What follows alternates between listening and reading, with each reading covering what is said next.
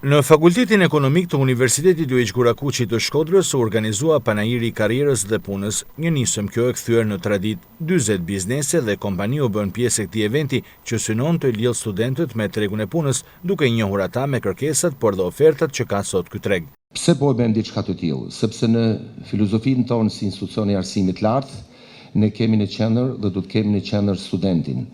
Kështu që treshja administrat, staf, student, ku ne të vëmë në shërbim dijen, profesionin dhe shërbimin për studentët, do të jetë fokusi i punës tonë dhe do të jetë motoja në vitet në vijim.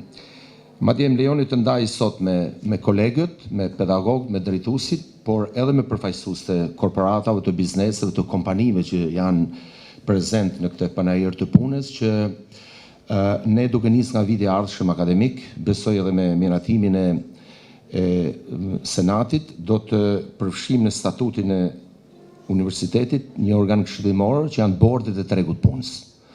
Bordet e tregut punës do të jenë të atashuara pranë çdo departamenti me figura të rëndësishme, personalitete të biznesit, të arsimit, të politikës, të medias, të bankave e kështu me radhë. Drejtuesi i Agjencisë së Punësimit Roza Fazmiani foli për ofertën që ka tregu i punës në Shkodër.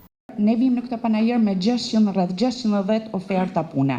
Jo gjitha janë shumë, ndoshta pak janë për pjesën e studentëve, por kemi nga gjitha fushat, nga pjesa juristë, për pjesën e ekonomisë, për menaxher, dhe rreth 160 janë oferta pune të cilat i adresohen në sektorit të turizmit, dhe rreth 100 oferta pune janë në sektorin e ndërtimit dhe të pjesës së transportit. Kemi rreth 30 oferta pune të cilat janë në sektorin e shërbimeve.